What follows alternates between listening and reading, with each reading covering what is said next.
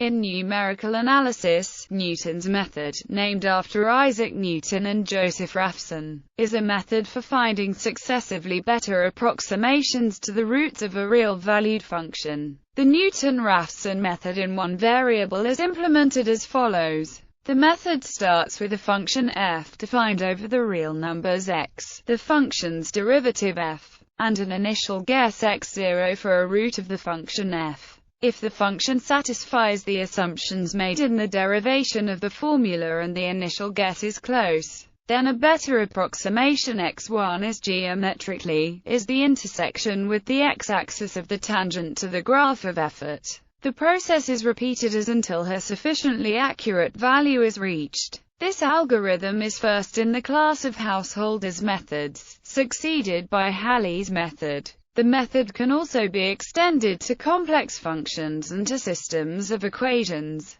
Description. The idea of the method is as follows. One starts with an initial guess which is reasonably close to the true root, then the function is approximated by its tangent line, and one computes the x-intercept of this tangent line. This x-intercept will typically be a better approximation to the function's root than the original guess, and the method can be iterated. Suppose f, a, b, r is a differentiable function defined on the interval a, b, with values in the real numbers r. The formula for converging on the root can be easily derived. Suppose we have some current approximation xn. Then we can derive the formula for a better approximation, xn plus 1, by referring to the diagram on the right. The equation of the tangent line to the curve y equals f at the point x equals xn is where f denotes the derivative of the function f. The x-intercept of this line is then used as the next approximation to the root, xn plus 1. In other words, setting y to 0 and x to xn plus 1 gives solving for xn plus 1 gives we start the process off with some arbitrary initial value x0.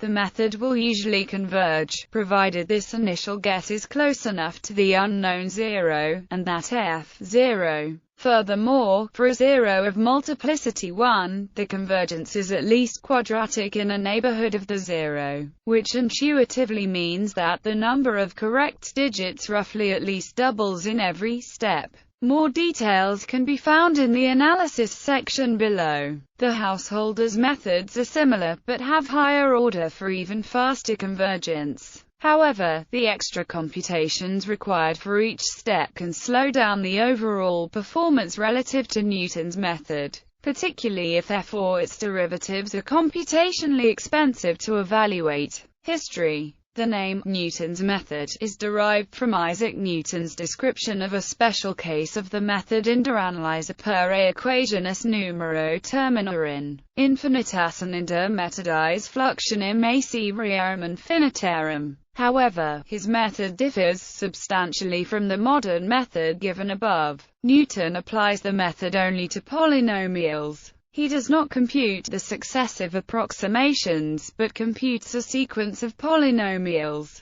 and only at the end arrives at an approximation for the root x. Finally, Newton views the method as purely algebraic and makes no mention of the connection with calculus. Newton may have derived his method from a similar but less precise method by Vieta. The essence of Vieta's method can be found in the work of the Persian mathematician Sharaf al-Din al-Tusi, while his successor Jamshid al-Kashi used a form of Newton's method to find roots of n. A special case of Newton's method for calculating square roots was known much earlier and is often called the Babylonian method. Newton's method was used by 17th-century Japanese mathematician Seiki Koa to solve single-variable equations, though the connection with calculus was missing. Newton's method was first published in 1685 in a treatise of algebra, both historical and practical, by John Wallis. In 1690, Joseph Raphson published a simplified description in Analysis a Equationum Universalis.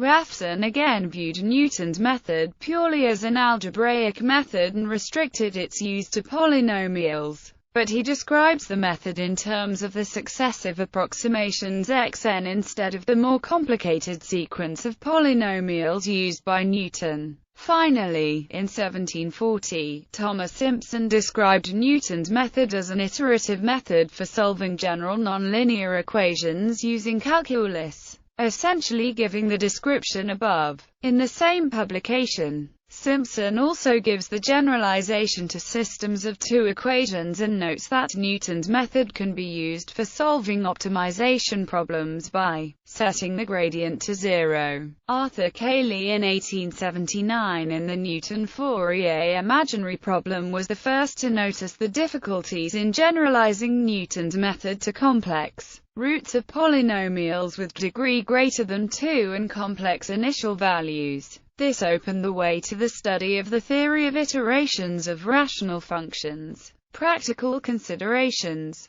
Newton's method is an extremely powerful technique. In general, the convergence is quadratic. As the method converges on the root, the difference between the root and the approximation is squared at each step. However, there are some difficulties with the method. Difficulty in calculating derivative of a function. Newton's method requires that the derivative be calculated directly. An analytical expression for the derivative may not be easily obtainable and could be expensive to evaluate. In these situations, it may be appropriate to approximate the derivative by using the slope of a line through two nearby points on the function. Using this approximation would result in something like the secant method, whose convergence is slower than that of Newton's method. Specifically, one should review the assumptions made in the proof. For situations where the method fails to converge, it is because the assumptions made in this proof are not met. An example of a function with one root, for which the derivative is not well behaved in the neighborhood of the root, is for which the root will be overshot and the sequence of x will diverge. For equals 1/2,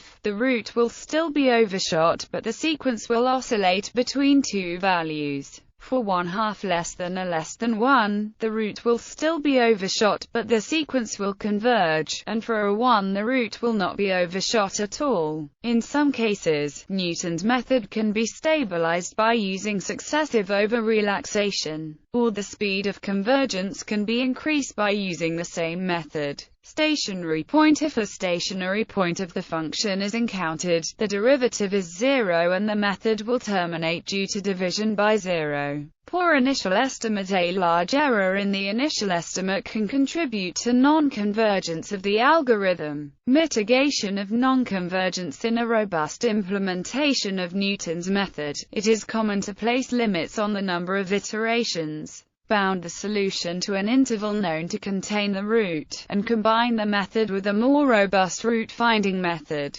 Slow convergence. For roots of multiplicity greater than 1, if the root being sought has multiplicity greater than 1, the convergence rate is merely linear unless special steps are taken. When there are two or more roots that are close together, then it may take many iterations before the iterates get close enough to one of them for the quadratic convergence to be apparent. However, if the multiplicity of the root is known, one can use the following modified algorithm that preserves the quadratic convergence rate. This is equivalent to using successive over-relaxation. On the other hand, if the multiplicity of the root is not known, it is possible to estimate after carrying out one or two iterations, and then use that value to increase the rate of convergence. Analysis. Suppose that the function f has a 0 at alpha, i.e., f equals 0, and f is differentiable in a neighborhood of alpha. If f is continuously differentiable and its derivative is non-zero at alpha,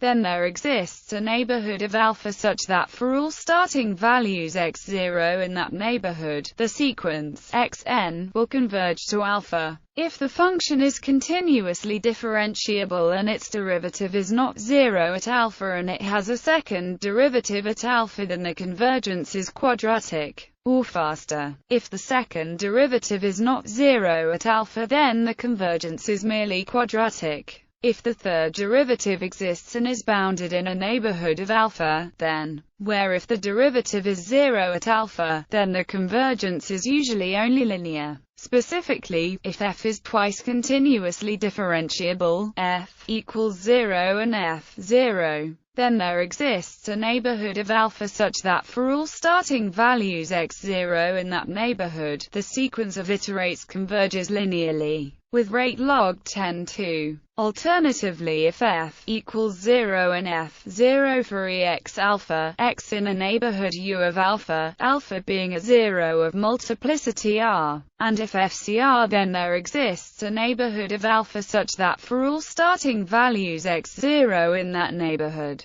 the sequence of iterates converges linearly. However, even linear convergence is not guaranteed in pathological situations. In practice, these results are local, and the neighborhood of convergence is not known in advance. But there are also some results on global convergence. For instance, given the right neighborhood U plus of alpha, if f is twice differentiable in U plus and if in U plus, then for each x0 in U plus the sequence xk is monotonically decreasing to alpha. Proof of quadratic convergence for Newton's iterative method. According to Taylor's theorem, any function f which has a continuous second derivative can be represented by an expansion about a point that is close to a root of f. Suppose this root is then the expansion of f about xn is, where the Lagrange form of the Taylor series expansion remainder is where xn is in between xn and since is the root, becomes dividing equation by and rearranging gives remembering that xn plus 1 is defined by 1 finds that is, taking absolute value of both sides gives equation shows that the rate of convergence is quadratic if the following conditions are satisfied.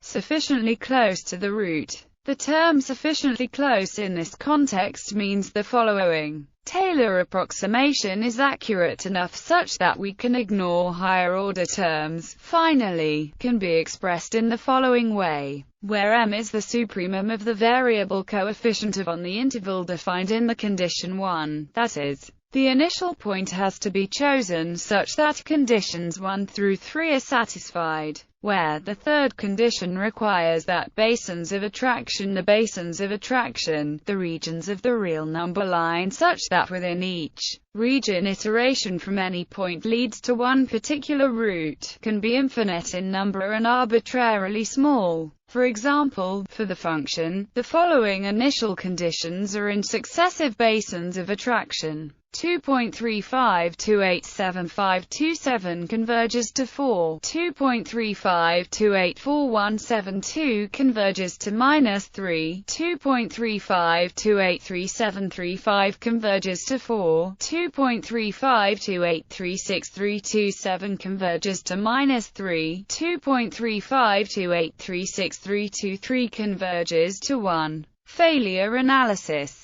Newton's method is only guaranteed to converge if certain conditions are satisfied. If the assumptions made in the proof of quadratic convergence are met, the method will converge. For the following subsections, failure of the method to converge indicates that the assumptions made in the proof were not met. Bad starting points. In some cases the conditions on the function that are necessary for convergence are satisfied, but the point chosen as the initial point is not in the interval where the method converges. This can happen, for example, if the function whose root is sought approaches 0 asymptotically as x goes to or. In such cases a different method, such as bisection, should be used to obtain a better estimate for the 0 to use as an initial point.